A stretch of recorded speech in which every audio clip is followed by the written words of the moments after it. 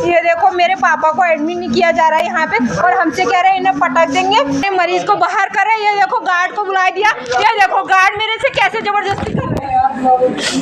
मेरे फोन को नमस्कार, मैं मोहित बिष्ट। दोस्तों, आपने एक कहावत तो सुनी होगी कि हाथी के दांत दिखाने के कुछ और होते हैं, खाने के कुछ और होते हैं। तो यही कहावत कहीं ना कहीं फिट बैठती है हमारे उत्तराखंड के अंदर, क्योंकि यहाँ पर सरकार एक तरफ 3 साल बेमिसाल के नारे को बड़ा प्रचारित कर रही है, वहीं अखबारों के माध्यम से, न्यूज़ चैनलों के माध्यम से, बड़े बड़े होर्डिंग और बैनरों के माध्यम से यह दिखाया जा रहा है कि 3 साल बेमिसाल। वहीं अगर हम धरातल की स्थिति देखें तो बिल्कुल विपरीत दिशा में नज़र आ रही है, क्योंकि हम बात करें अगर उत्तराखंड की तो यहाँ पर स्वास्थ्य, शिक्षा, बेरोजगारी तीनों के हाल बिल्कुल बेहाल पड़े हैं। तो जहाँ एक तरफ हम अगर शिक्षा को और रोजगार को छोड़ दें तो सबसे बड़ा हमारा उत्तराखंड का मुद्दा बचता है स्वास्थ्य का, क्योंकि अगर स्वास्थ्य की सुविधाएं अगर बेहतर होंगी तो इंसान शिक्षा और रोजगार कहीं पर भी करके अपने उत्तराखंड में पालन पोषण अपना कर सकता है। लेकिन अगर स्वास्थ्य की हालत खराब हुई तो इंसान मरने को मजबूर हो रहा है। तो कुछ ऐसा ही वाकया हमारे उत्तराखंड के 2 हॉस्पिटलों की हम आपको 2 तस्वीर दिखा रहे हैं। पहला तस्वीर हम आपको दिखाते हैं उत्तराखंड के ऋषिकेश में एम्स की, जो कि उत्तराखंड का सबसे बड़ा हॉस्पिटल माना जाता है। और तो अब यहाँ की हालत आप देख सकते हैं। एक परिवार जो कि काशीपुर का रहने वाला था, अचानक से एक महिला, इनके पिता की तबीयत खराब हुई तो ये अपने नज़दीकी हॉस्पिटल काशीपुर में लेके गए, जहाँ से इनको रेफ़र कर दिया गया ऋषिकेश एम्स के लिए। जब ये ऋषिकेश एम्स अपना रेफ़र लेटर लेके वहाँ पहुँचे तो इनको एडमिट ही नहीं किया गया, इनके पिता को। तो काफ़ी देर ये मशक्क़त करते रही, उनसे हाथ पांव जोड़ते रही कम से कम आधा घंटा कि मेरे पिताजी को एडमिट कर दीजिए, क्योंकि वो काफ़ी सीरियस हालात में हैं और वो उठ भी नहीं पा रहे हैं, बैठ भी नहीं पा रहे हैं। तो उन्होंने बिल्कुल साफ मना कर दिया कि हमारे पास जगह नहीं है, हमारे पास कुछ इस प्रकार की परेशानियां हैं। जिसके बाद में जब उस महिला को काफ़ी गुस्सा आया तो उसने अपना मोबाइल निकाला और अपने मोबाइल से शूट करने की कोशिश करी। तो वहाँ पर जो टीम है उन्होंने वहाँ के सिक्योरिटी गार्ड को भेजा और उस महिला के मोबाइल को छिनवा के अपने पास रख लिया, जो कि आप देख सकते हैं वीडियो में दिखा रहे हैं। हालांकि दोनों वीडियो को डिलीट करवा दिया गया, लेकिन महिला ने उस वीडियो को कहीं ना कहीं सेव कर लिया, इसलिए वो उसके बाद बच गए, जो कि उसने हमारी टीम को भेजा हुआ है। तो ये आप देख सकते हैं पहली एक तस्वीर ऋषिकेश एम्स की, देखिए आप। किया जा रहा है। ये देखो मेरे पापा को एडमिट नहीं किया जा रहा है यहाँ पे और हमसे कह रहे हैं इन्हें पटक देंगे। आधा 1 घंटा हो गया यहाँ पे, हमें कोई हमारे पापा को देख नहीं रहा है। ये देखो, ये है सारे स्टाफ वाले, यहाँ कोई सुनाई नहीं हो रही है और यहाँ कोई वो नहीं है इलाज। लो गार्ड, आप हमारी कोई सुनाई नहीं हो रही है। ये हमारे मरीज हैं, हम कह रहे हैं कि पटक लो इन्हें। बताओ वीडियो क्यों नहीं बनाएंगे हम? ये कह रहे हैं तुम्हारे मरीज को हम पटक देंगे ना। आधा 1 घंटा हो गया हमारा यहाँ पे, हम तो इतने चिल्ला भी नहीं रहे। आधे घंटे से भैया भैया करके बोल रहे हैं। आपका मरीज बाहर जाएगा, कोई बात नहीं, हमारा मरीज बाहर जाएगा। तो बाहर किया जा रहा है, हम अगर यहाँ बोल रहे हैं कुछ तो। ये देखो हमारे मरीज को बाहर कर रहे हैं। ये देखो गार्ड को बुला दिया, ये देखो गार्ड मेरे से कैसे जबरदस्ती कर रहे हैं। मेरे फोन को, ये तो है ऋषिकेश एम्स की तस्वीर, जहाँ पर इलाज के नाम पे किस प्रकार से बोल दिया जा रहा है कि आप ज़मीन पर पटक दीजिए इन्हें, हमारे पास जगह नहीं है। तो हालांकि जब इन्होंने सीएम हेल्पलाइन पर कॉल करी और अन्य जगह बात करी तो सीएमओ ने इनके पेशेंट को भर्ती जरूर करवाया, लेकिन इलाज बेहतर नहीं मिलने के कारण में फिर ये वहाँ से निकाल के निजी हॉस्पिटल इनको मजबूरवश ले जाना पड़ा। तो ये तो है ऋषिकेश एम्स की हालात। अब दूसरी हालात आते हैं हम उत्तराखंड के कुमाऊँ का सबसे बड़ा हॉस्पिटल सुशीला तिवारी, जो कि एम्स के बाद में अगर बात करें उत्तराखंड के हॉस्पिटल की तो सुशीला तिवारी ही उसमें दूसरे नंबर पर आता है। और वहाँ की हालत तो और भी बदतर ख़राब हो रही। जैसे कि हमने आपको पिछली रिपोर्ट में दिखाया था कि यहाँ पर सिर्फ 2 सालों में 4202 लोगों की मौत हो गई है। इनमें ज़्यादातर जो मौतें हैं वो कहीं ना कहीं एक लापरवाही के कारण में हुई हैं। लेकिन यहाँ पर हालात सुधरने का नाम बिल्कुल नहीं ले रही है, क्योंकि यहाँ पर कोई भी सूद लेने के लिए राजी ही नहीं है, क्योंकि सरकार के बड़े बड़े नेता तो 3 साल बेमिसाल के नारे पर ही व्यस्त हैं। तो भला अस्पताल जैसी व्यवस्थाओं को कौन देखेगा। तो यहाँ के हालात आप देख सकते हैं। एक तस्वीर हमारे पास में आई है, यहाँ पर एक मरीज लेटा हुआ है। मरीज़ काफ़ी गंभीर हालात में है, लेकिन उस मरीज़ के आसपास आप देख सकते हैं चींटियों का ढेर लगा है। तो आप इसी बात से अंदाज़ा लगा सकते हैं कि ये हॉस्पिटल किस प्रकार का वहाँ इलाज मिल रहा होगा, किस प्रकार वहाँ स्टाफ मरीजों की देखरेख कर रहा होगा।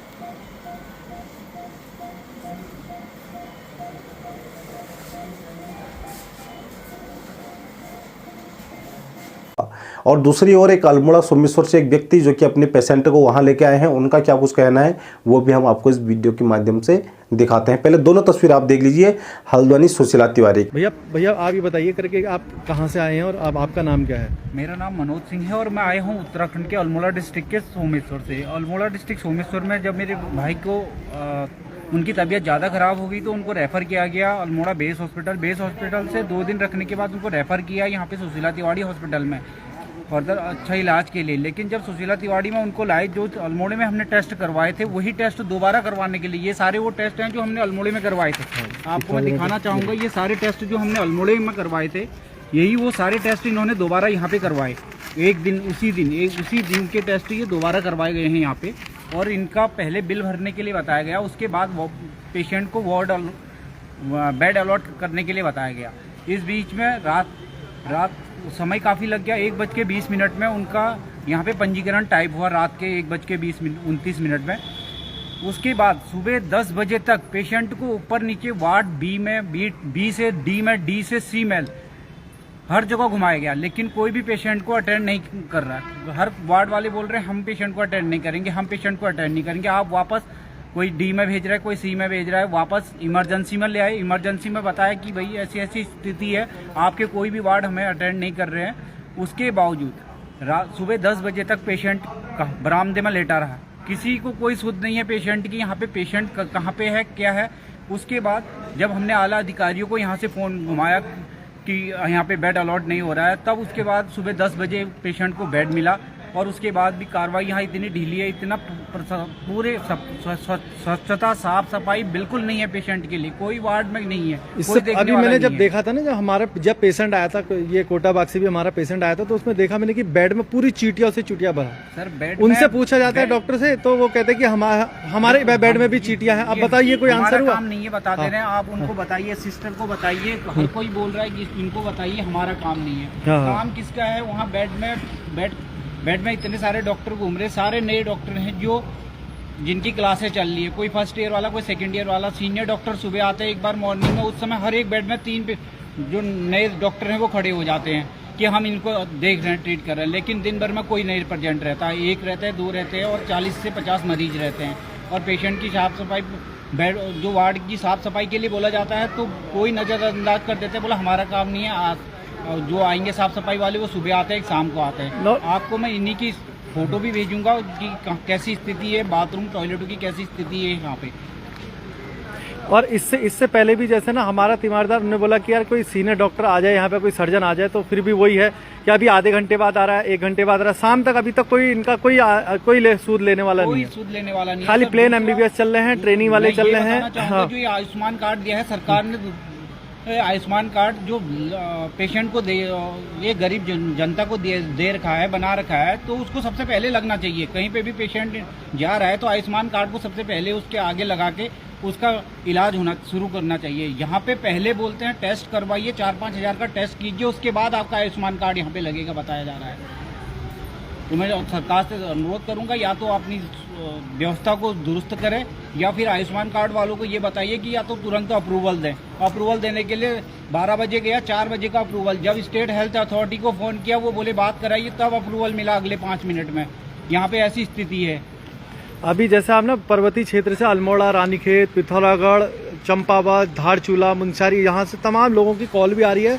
वो एक बहुत बड़ा जन आंदोलन इस हल्द्वानी शहर के अंदर में करने जा रही है। तो उसमें क्या मतलब आपको क्या लगता है कि ये आंदोलन जो हम लोगों ने आंदोलन का एक जो बीड़ा हम उठाने वाले हैं, तो ये सही है क्या? कई मायनों में आप बताइए, क्योंकि कहीं देखा जाता है कि यार हम लोग अपना कि हम हॉस्पिटल में वैसे आते हैं, आज तो हम बिल्कुल रात में भी हम यहाँ पहुँचे हैं। लोगों का हम देखते हैं ना कि दुख दर्द हम देख रहे हैं करके, इतनी दूर दूर से पर्वतीय क्षेत्र से लोग यहाँ दूर दूर से आ रहे हैं, और गरीब परिवार के लोग आ रहे हैं। 80% में मानता हूँ कि हाँ, वही लोग आ रहे हैं जो यहाँ पे गरीब परिवार का, जिनका बना हुआ है कार्ड बना हुआ है, या गरीब आपका जो BPL कार्ड बना है या फिर आयुष्मान कार्ड बना है, वो लोग आते हैं अच्छे ट्रीटमेंट, अच्छे उपचार के लिए। नाम सुना है काफी, लेकिन आज की हॉस्पिटल की हालत अंदर से आप देखेंगे हर जगह। हाँ, वो तो हमने देखी जब चीटियां बिस्तर में जब चीटियां घुस रही थी, तो उस वक्त का हाल आपने देखा। बिल्कुल साफ सफाई का बिल्कुल ध्यान नहीं है, कोई वो नहीं है। ट्रीटमेंट के नाम से बिल्कुल सुबह से शाम तक टैबलेट, जब से मैं आया हूँ टैबलेट अल्मोड़ा से लेके आया हूँ, वही चल रही है भाई। IV लग रही है पेशेंट को। मैं देख रहा हूँ अगल बगल में सारे पेशेंट की हालत दयनीय है और लगातार डेथ का ग्राफ बढ़ते जा रहा है। और अभी इससे पूर्व में जब हमने सूचना मांगी थी तो 4200 यहाँ मौतें हो चुकी हैं। सर 2 दिन में हाँ। तकरीबन 8-10 तो 1.5 दिन 2 दिन में 8-10 हमारे सामने हो गई है। 8-10 मतलब 3 दिन के अंदर में 2 दिन अलॉट किए कर रखा है। आज भी हुई है डेथ है, कल भी हुई है डेथ है। ठीक है। तो इसमें आगे अगर हम लोग इसमें हम जन आंदोलन यहाँ पे एक बहुत बड़ा करने जा रहे हैं सुशीला तिवारी के लिए।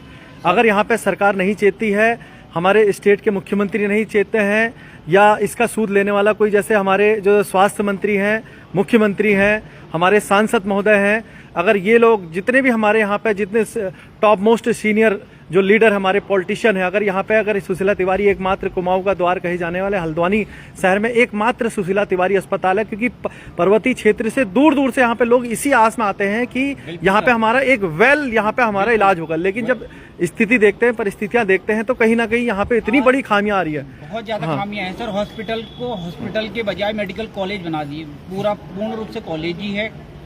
डॉक्टर साहब जो सीनियर मोस्ट है, जिनको एक्सपीरियंस है, वो सुबह एक टाइम राउंड करते हैं अपना। उस समय हर एक जो 3rd ईयर 2nd ईयर वाले डॉक्टर साहब हैं, वो 2-2 3-3 पेशेंट के पास खड़े होते हैं। उसके बाद सारे गायब हो जाते हैं। सीनियर डॉक्टर साहब का जानते ही उस समय वो लिख देते हैं, बस उनको भी फॉलो नहीं किया जा रहा है यहाँ पे।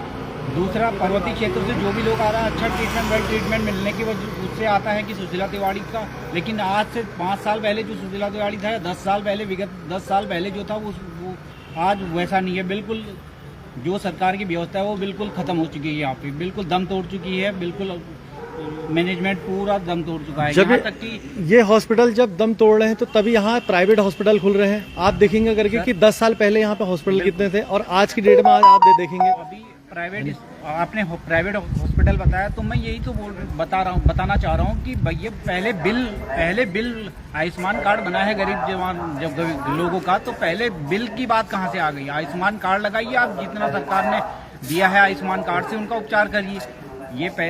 क्योंकि सिविल एम्प्लॉय बैठे हैं, बिल काटने वाले, लैब टेस्ट करने वाले वो बैठे हैं, उनका पेट भरा जा रहा है यहाँ पे, सीधी सी बात है। तो अपनी वीडियो भी तमाम मित्रों तक वैसे शेयर कीजिएगा कि किस प्रकार हमारे उत्तराखंड में स्वास्थ्य व्यवस्था लाचार पड़ी है। जिन अस्पतालों को लोगों को इलाज करने के लिए रखा है, वो अस्पताल खुद आज अपने इलाज के लिए तरस रहे हैं और उनको कोई देखने वाला है ही नहीं। क्योंकि हमारे उत्तराखंड में या तो कोई नेताओं के चमचे बने बैठे हैं, कोई नेताओं के रिश्तेदार बने बैठे हैं, कोई पार्टी के कार्यकर्ता बने हैं। आज आम उत्तराखंडी है ही कहाँ। और जब भी किसी का परिजन बीमार पड़ता है तो इन हॉस्पिटलों का सहारा लेता है। अंत में उसे जिस मरीज को वहाँ इलाज के लिए लेके जाता है, उसकी डेड बॉडी अपने घर लेके आनी पड़ती है, क्योंकि अस्पतालों का हाल उत्तराखंड में बड़ा बेहाल है।